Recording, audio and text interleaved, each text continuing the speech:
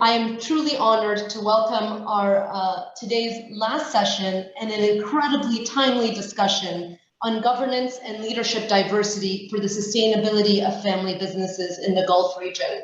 I am honored to be joined by female business leaders of the next generation of family firms in the Gulf and Arab world. As many of you know, family firms across the Gulf region have long since been established as the backbone of the economy, comprising 90% of the private sector commercial activity and contributing over 60% of the GDP, the gross domestic product, outside of the oil industry. Yet curiously, studies have shown us that just under 15% of family firms continue to be profitable in their following next generations. And with an imminent generational shift already happening in leadership in the Gulf region and globally, and $1 trillion in assets expected to be passed on to the next generation in just the next decade, regional family businesses are focused on family governance, succession planning, and their sustainability and longevity. With that, I'm honored to introduce Sana Jubaili, who is the third generation family member working for Jubaili Brothers, a Lebanese family business established over 40 years ago and a leading provider of energy solutions throughout the Middle East, Africa, and Asia. Sana serves as Jubaili Brothers Group Human Resources Director, as well as a member of the Board of Directors. And in early 2021, Jubaili Brothers appointed their first CEO of the company that is not a family member as part of their succession planning and expansion of diversity at the executive level. Sana, thank you so much for joining us today and leading today's important discussion.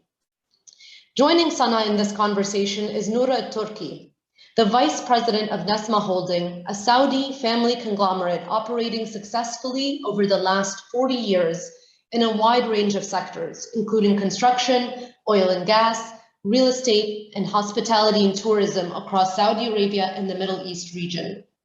Joining Noura for the conversation is Farida Lagami, the General Manager for Tharawat Family Business Forum, an international organization that shines the spotlight on empowering the sustainability, innovation, and growth of family businesses in the Middle East and North Africa region, with a focus on multi-generational transformation of businesses and family ownership as an important factor accounting for companies' continuity and growth.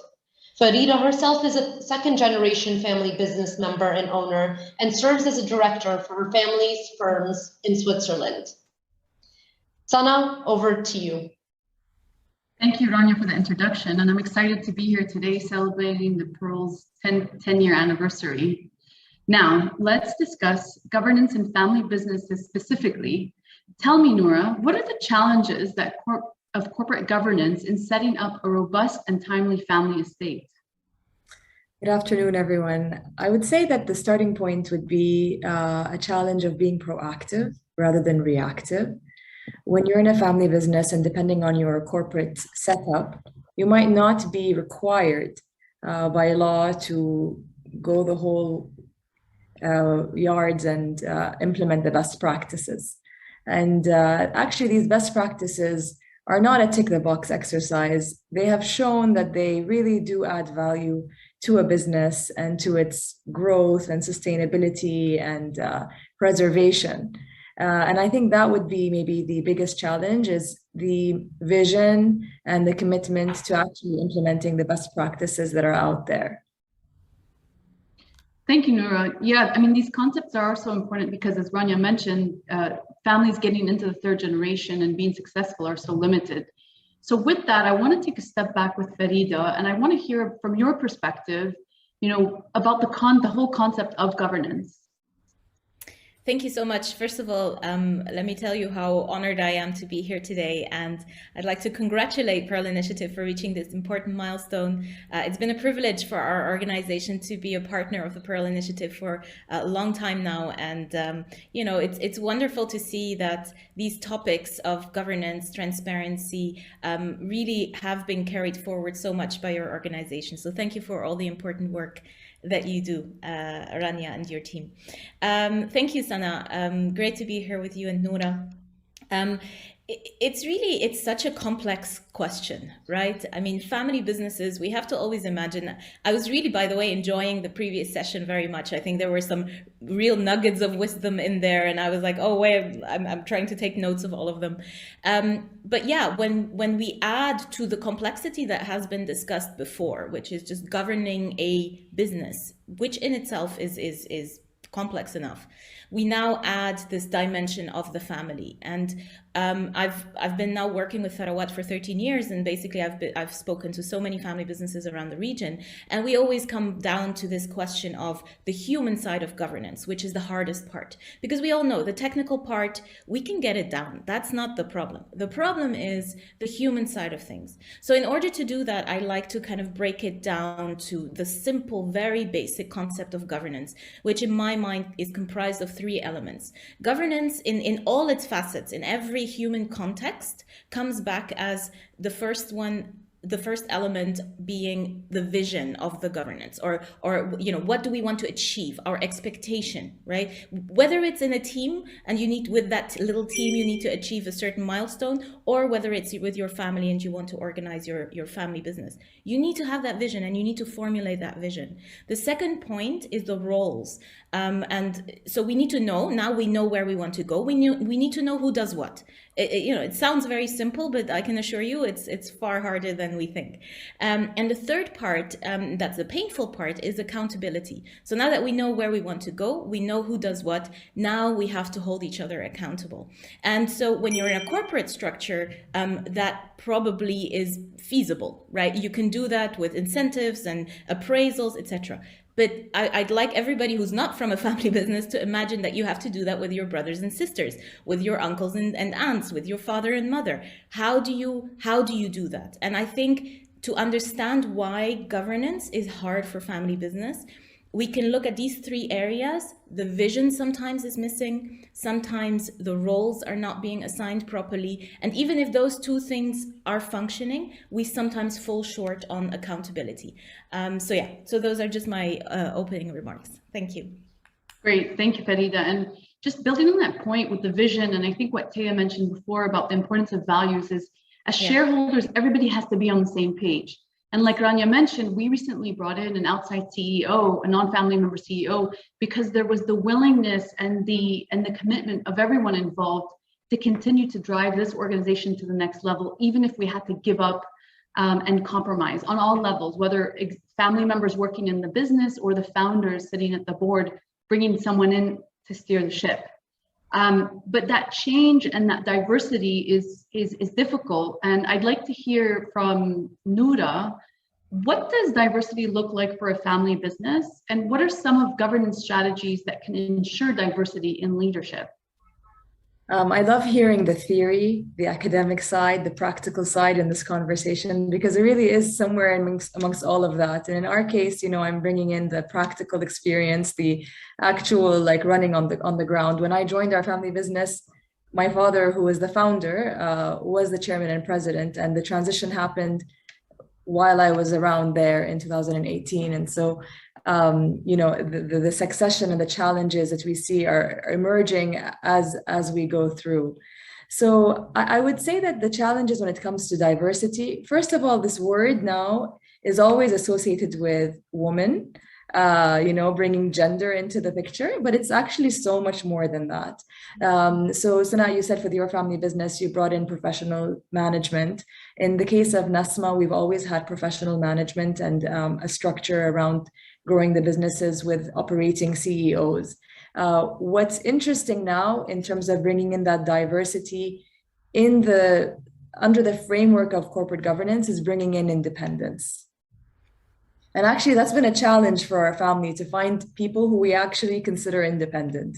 Because when you're a family business and you've got lots of connections and networks, and people who might not be related to you by blood are still, your father's friends or your cousin's friends, or and you wonder, is the independence going to be compromised?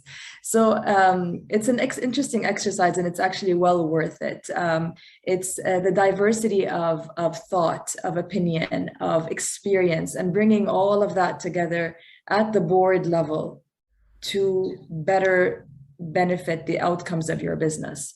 And we are right now embarking on that journey, and I'm finding it to be so important and so valuable, and with very concrete results. That, you know, maybe people, if they were thinking about corporate governance as like compliance in terms of compliance with best practices or compliance with rules and regulations, would think of this as a tedious exercise. But actually, it reminded me that, for example, if you're a member of the family, you have these three roles, right? You can be a shareholder, you can be on the board, and then you can be in management. And in my case, I'm all three. But each one has a different role to play. And I think in family businesses, you can kind of forget the importance of having shareholders and board members as separate functions. And so I think that bringing that diversity into the boardroom is what's key. Age, gender, experience, family, non-family, and the whole range of diversity within that. If I can just maybe jump in here, Sana, because I think what you were saying, Noura, is so true. And what I feel sometimes helps families who maybe don't have your approach is to reflect, why do we want diversity? Because, you know, I think we have to be a bit careful. There are some of these buzzwords that are, you know, being carried around, and somehow everybody wants to be part of it, but we don't really know why. And I think having that vision behind our actions is really the only way governance can actually become the tool that it should become. And you know, like one of the speakers before said, you know, governance is an investment.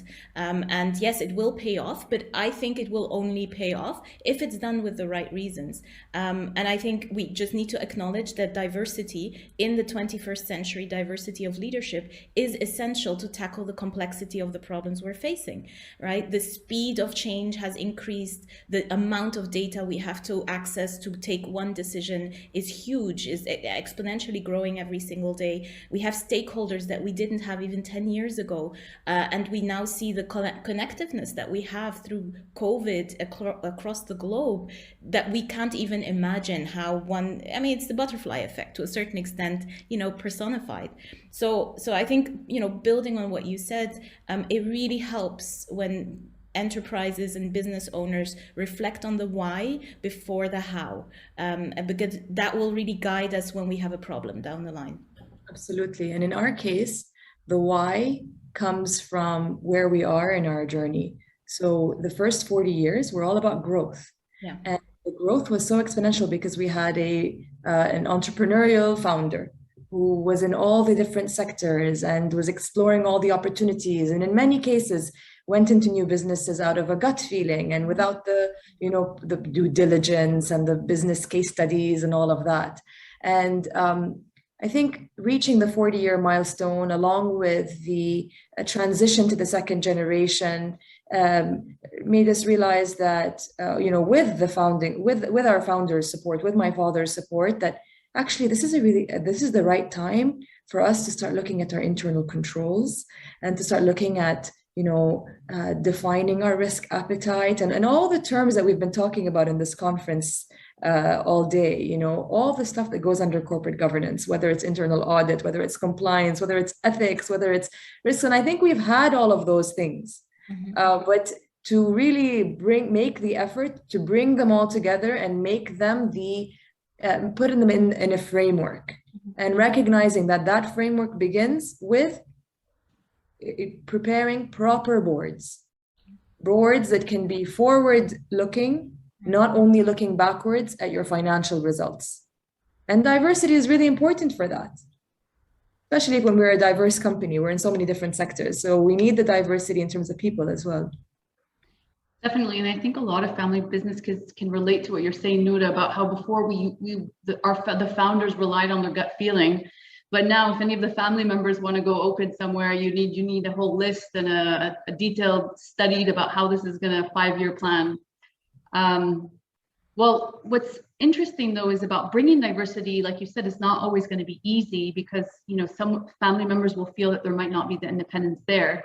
But I'm sure that there's both the benefits and the risks of bringing in non-family members. And I want to hear from Farida how you think, is there potential for these non-family consultants to support conflict resolutions within and between family business members? Well, I mean, it's a very specific question, right? Because we're diving right into the heart of where family conversations happen, and I think, I mean, I'd love to hear Nora's take on this, but I've seen scenarios where you need someone that all the family can trust, and that trust needs to be built over time. So I have seen advisors who've been with a family for a very long time that were successful in mediating conflict because they kind of had maybe lacked that independence that you were looking for, Nora, in your previous comment, but they had the DNA of the family down to a T. They knew each member, they knew what their interests were, and that was the reason why they were able to move. What I've seen less of in the region is mediators, very professional mediators who basically just come in for one conflict, which typically then become lawyers. And when you involve lawyers, it becomes kind of, confrontational, and it becomes kind of a party situation. So I would say it's a very difficult thing to have independent, non-family members that just kind of come in from the outside and try to fix a family issue. And I'd like to invite everyone who's not in a family business to think of that in their own family. You have this prolonged conflict with your cousin, you don't talk to each other. Imagine just having someone from outside who's never spoken to anyone fly in, sit in your living room and tell you now you guys have to get along. Like, that's a very complex process, right? So I think we shouldn't underestimate that there are easy spaces to have independence and diversity, and there are difficult spaces to have independence and diversity. And I think we have to just be honest about that. Yeah, I mean, in my experience so far, what I'm noticing is that the independents aren't coming in to fix the problems, because we know the problems more than they do, right? They're new. Exactly. But they're there to ask the questions that maybe because of the family dynamics, we won't ask. Yes. Especially in our part of the world, when there's such a deference and a respect for hierarchy and the elders and the authority and all of that, maybe people have questions in their mind that they're thinking about, but would I ever ask this question out loud? No way. So when you bring in an independent who asks that question, then it's there on the table. And one of the things, like, the challenges you were saying about the family business is that this is a challenge, but it's also what makes this place so beautiful, is that all our operating CEOs, a lot of them are founding operating CEOs. They've been with us forever. And so, it's very difficult for us to ask someone to leave or for them to even consider leaving. And this question about succession planning, which is so critical, right, to any business and to longevity and to, sustainability, is a question that's very difficult to have. It's a conversation that's very difficult to have. And when you bring in independents who are specialized in corporate governance or who are here and mandated to help you, they have to ask that question. Because if they don't, they're not doing their job. And it just diffuses it a little bit, because, if someone from the family is asking it, maybe we're implying that it's time for someone to leave. But that's not what we mean, right? We're just talking about one of the business issues that we need to talk about. We're not actually saying, please, you have 1 year left. No, it's just something that we need to consider. And so when an independent asks it, not the family member, then it makes the conversation easier, I think, to have. Maybe Sana, just if I may, I think follow up on this, because I think you made a very, very important point. And I think we need to be very careful to distinguish between, let's say, family conflict and governance needs, like corporate governance needs, because obviously they should happen ideally in slightly different spaces. And I think we're all aware that at the moment, one of a conglomerate that actually has very strong governance, still has on the family side has an issue that we did not expect as a public, as people who didn't know the details. We did not expect the family conflict to happen, even though the business is very well organized. So, I fully take that on board, what you're saying, Noura. And I think the question of asking questions is absolutely very, very crucial. So when you look at independent people to join your family business, I think you need to look for that capability of spotting those points asking them in a way that the family can digest, and then supporting the family to positively address that question. I think that would be your ideal candidate for someone who sits with family members. I think it's interesting, Farida. I think you're bringing up a point where we have corporate governance and then we have specifically the family governance. And, you know, for example, putting in a family constitution, how do we resolve conflicts, whether we're open to mediators or not? If we set those levers in ahead of time so that when we get there, we might not avoid it, but it helps with those conflicts. Absolutely. No, I think that's why I think thinking in spaces really helps in family business, because everything is so complexly linked to each other. I feel that sometimes you have to dissect, like, where does the problem lie? Is it a family issue? Is it an ownership issue? Is it a corporate governance issue? And then solve those problems in those spaces where that are defined for it, that are, you know, there for it.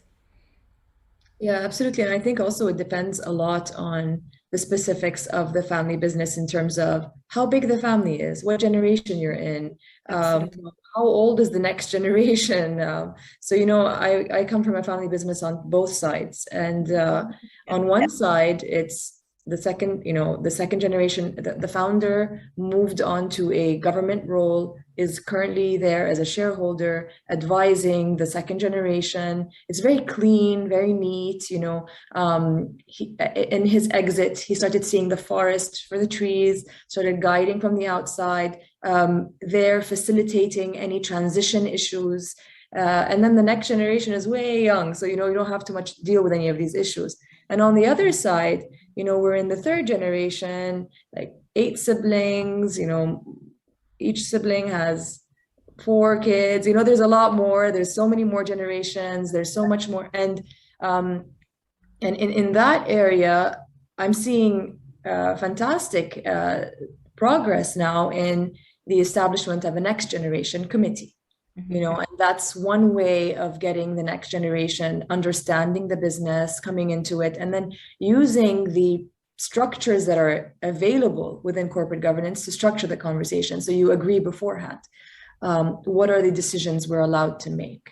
What are, you know, how do we vote? You know, that's not how you talk when you're sitting in your living room. But when you organize a committee and you say, this is your charter and this is your mandate and this is how we organize things, it creates that structure of, okay, this is how we're going to make sure that we, you know, think about this as, yes, we're a family, but also bring the business side into the conversation.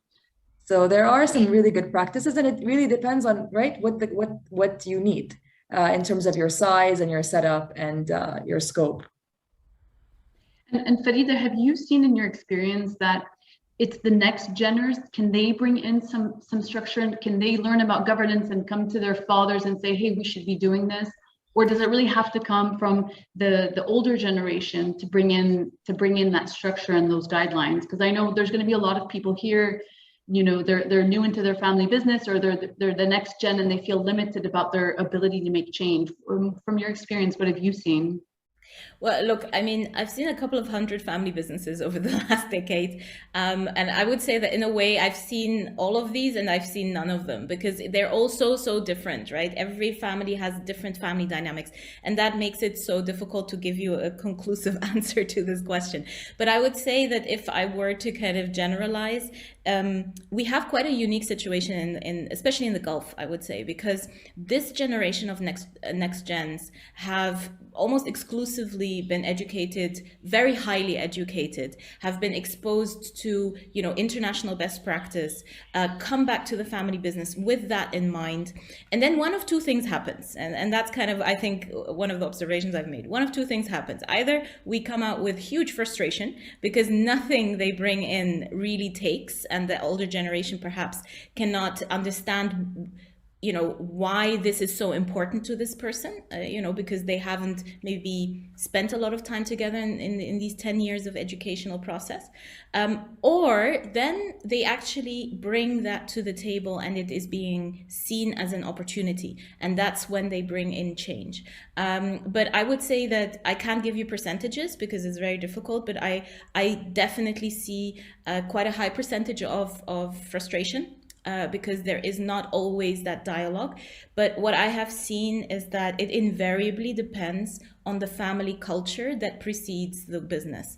If you have a family culture that allows you to have, constructive debates and constructive dialogue in your family, then those questions can be tackled. You might not always have a win, but you definitely have a platform to express yourself, and you have a culture that has taught you to express yourself. The families where I see it going really difficult is families that also, from their nuclear culture, don't have this vocabulary of exchange, and I think that's where it sometimes goes wrong. And beautiful companies are really under a lot of pressure because of how you speak to each other over dinner. Imagine, like, the link is direct in my mind. Great. Well, thank you, Noura and Farida, for sharing your experiences and your perspectives on this important topic. I believe together, and with organizations like the Pearl Initiative and their tenacious efforts in fostering accountability and transparency in the private sector across the Gulf, we will implement better corporate governance that will allow us to thrive and benefit the business community.